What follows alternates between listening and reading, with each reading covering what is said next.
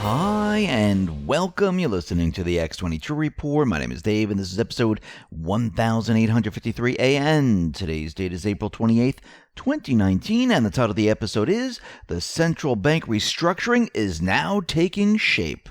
Now, before I get started, I wanted to talk about crypto, stocks, binary options, gold. There has never been a better time in history to trade these financial instruments. Trade Genius over the last 30 days has netted its traders over 50% on their money from spot-on trades. If you've never traded before and want to take advantage of these types of profits every day in the market, I urge you to sign up for one of the many Trade Genius online educational courses. Right now, through April, for their Easter specials, you can save 50% off their bundled specials or use their promo code Easter for 40% off all non-bundled items. Check out TradeGeniusAcademy.com. Tell them X22 sent you. Let's get into the economic collapse financial news. Now, we know the entire plan is to restructure the Federal Reserve. And we know the Federal Reserve has this dual mandate where, there's going to be no inflation, there's going to be maximum employment, and everything's going to look fantastic under the Federal Reserve. And we know the Federal Reserve, they can't meet any of this because their entire system creates inflation. As they put out more currency, guess what? There's more dollars in circulation, which means there's going to be inflation. And we've been seeing this since they came into power, especially once we came off the gold standard. We saw inflation really ramp up. Now, of course, they're not even following their mandate right now. I mean, they're looking for a 2% inflation rate, which doesn't go with what their mandate says they need to do. But Congress, they can change all this. And it looks like there's calls out there to change their dual mandate into a single mandate, which means the restructuring process is beginning. And we also know that Trump, he is going to be putting certain individuals on the Fed board to restructure the Fed. Yes, Kane is out, but it looks like there's another contender who likes the gold standard. We'll be talking about that in just a minute. But I wanted to talk about the central bank economy right now. It is completely falling apart. And it's getting worse for the people. Yes, with the manipulated numbers, you cannot see it. I mean, Obama was doing this while he was president, but you saw all the businesses fall apart. He wasn't really pushing the economy the way Trump is pushing it. He's doing it for a different reason. This way, the mainstream media, the deep state, the central bank can't fight back against him because all he has to do is show, look at the stock market, look at my GDP numbers, look at my unemployment numbers. These are all the numbers they have been using in the past. And what are they going to do? They're going to counter what they've been doing all along? No, not really at this time. But what we are seeing now that the entire central bank system, it's imploding. And of course, Obama, during his presidency, they wanted us to get used to this new normal, this 1% growth, and get used to the way retail is, get used to the way everything is, because they were trying to convince us that the United States economy could never, ever be great again, because they were pushing us into a third world type of scenario. But the central bank system has always been imploding, way before Trump, way before Obama, because this is the way their system is designed. It's never meant to last past 45 to 50 years. And now it is imploding, not just here in the United States, but around the world. If you look at credit, you can see that they have to continually push credit onto the people. This is how their system works. This is why you see automobile loans, student loans, mortgages, you name it, it is out there. And this is why people have to use credit cards. But there's a problem now. Things are going south very quickly, and they needed to change the credit scores to allow more people to take out more credit to keep the system going. So when we look at the first 3 months of 2019, we're starting to see a troubling jump in the nationwide credit charge-off. And we're seeing the default rate, it is up around 3.82%, the highest in 7 years or since the second quarter of 2012. Now, at the same time, the number of loans 30 days past due, which is a leading indicator of future write-offs, jumped at an all 7 of the largest U.S. card issuers. Some examples. Capital One said this week that its first quarter U.S. card charge-off rate climbed to 5.04% from 4.64% at the end of 2018. At Discover Financial Services, which also reported results on Thursday, the charge-off rate rose around 3.5% from 3.23% in the prior quarter. As for what is causing this sharp jump in charge-offs, some credit card issuers blamed artificially increased FICO scores. Now remember, they recalculated the FICO scores to give everyone a boost in their number so they can what? Get more credit cards, go further into debt. So if you look at the customers who received a jump in their FICO scores, which was many, many people, they're actually riskier than their scores indicate.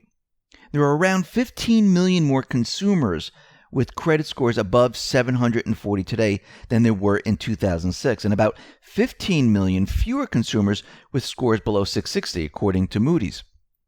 Why did they do this? They were trying to get people to go out and shop. They were trying to get people out there to purchase autos because they wanted to keep their system going. Remember, they proposed this law before Trump came into office because they thought they were going to keep this thing going for a little bit longer, have the event showing that everything was great. Look, retail's fantastic, everything's great, and then we had an event. But again, things didn't work out the way they planned. Now, since the credit scores were recalculated, those individuals that had negative scores are now seeing their problems disappear. But these people are just as unlikely to pay their credit card bill, whether their FICO score was 750 or 680. Just because you have a better number now, the people, their train of thought and how much they're making and what has been going on in their lives, that hasn't changed. So since the scores have been changed, these are artificially inflated FICO scores, and they represent an unreliable picture of customers' ability or eagerness to pay down their credit card debt. And this is why we're seeing charge-offs. So with overall interest rates in the U.S. still near historic record lows, the fact that charge-offs are already surging is just another reason why the Fed will find it impossible to hike rates. In fact, if the deteriorating default trend continues, the central bank may have no choice but to cut rates. So if you look, you can see that for the everyday person, it is getting worse and worse. And the Fed, they're eventually going to have to cut rates. And I believe that Trump is going to be out there because Larry Kudlow already said that he believes that the Fed is going to be cutting rates. And I believe Trump is going to be out there saying, listen, we should cut rates. He's already started doing this with many of his tweets. And I think this is going to continue. And he needs to do this, remember, because the 2020 elections are coming up. Yes, there's going to be so many different issues. There's going to be so many other things that are going to be discussed.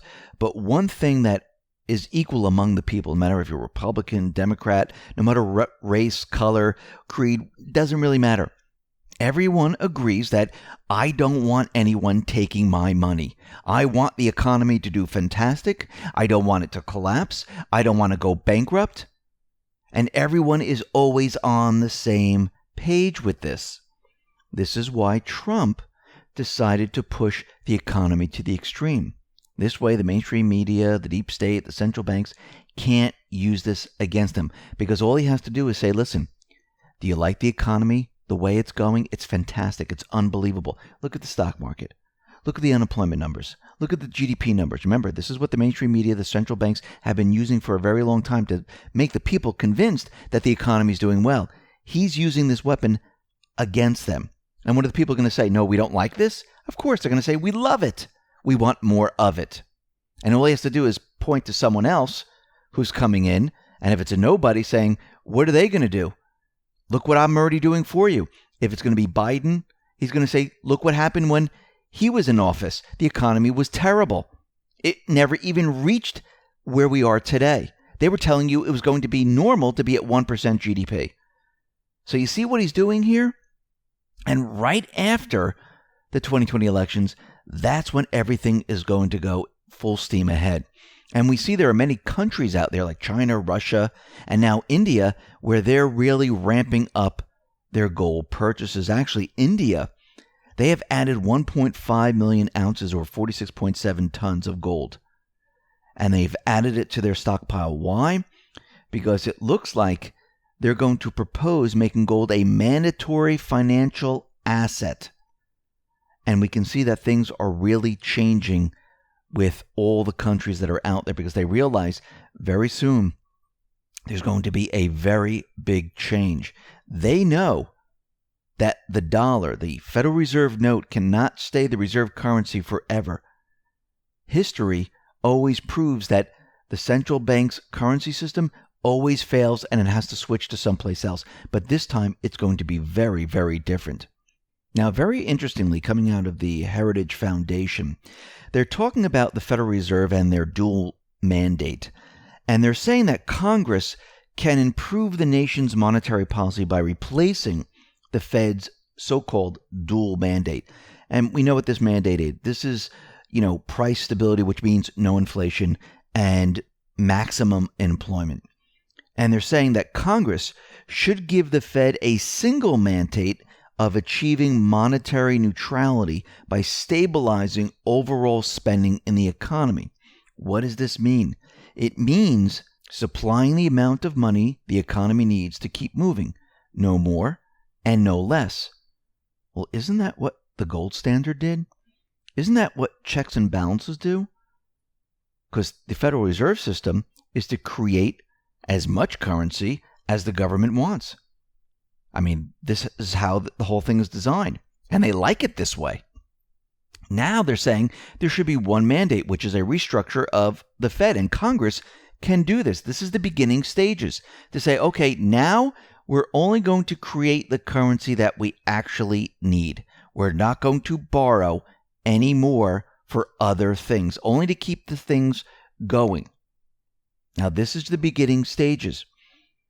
This will help bring in maybe the gold standard or something else where we have checks and balances. It looks like they're going to start doing this in steps. Now, remember, Trump has already exerted more influence over one institution than any other president in 100 years. That is the Federal Reserve. That's because Trump has had more control over the Fed personnel than any other president since the Fed was founded in 1913. When Trump was sworn in, he inherited 2 vacant seats on the 7-person board of governors. Obama also had the same vacancies, but he didn't nominate anyone to fill the seats. He was afraid that anyone that he chose, that they wouldn't be approved. Or did he really like the way it was? I believe that's what he liked. But Trump all of a sudden got another windfall. Within 14 months of becoming president, 3 additional Fed governors resigned. Coincidence? I think not. Dan Tarullo, Stan Fisher, and Janet Yellen. And Trump suddenly had 5 vacancies to fill, or 70% of the entire Fed board. Now, we know that Kaine is no longer in the running. But it looks like there might be some indication that Trump's next nominee will be Judy Shelton. So who is Judy Shelton? She is an economic advisor to Trump and the director of the Sound Money Project at the Atlas Network. She's an economist with a focus on global finance and monetary issues. Judy Shelton has a PhD and is a well-known advocate of a new gold standard. She wrote an article in the Wall Street Journal, The Case for Monetary Regime Change. And here's part of the article. Central bankers aren't omniscient. A linked currency system could improve economic growth. Since President Trump announced his intention to nominate Herman Cain and Stephen Moore to serve on the Federal Reserve's Board of Governors, mainstream commentators have made a point of dismissing anyone sympathetic to a gold standard as a crankish or unqualified. But it is wholly legitimate and entirely prudent to question the infallibility of the Federal Reserve in calibrating the money supply to the needs of the economy. No other government institution had more influence over the creation of money and credit in the lead up. And you can see that she is talking about changing the way the Federal Reserve is. And this has been the plan all along. Now remember, Trump is not going to attack the Federal Reserve just yet. He needs to bring the rest of the people on his side.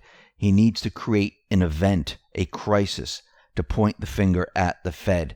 But he needs to put all the pieces in place and have everyone that he needs on the board first.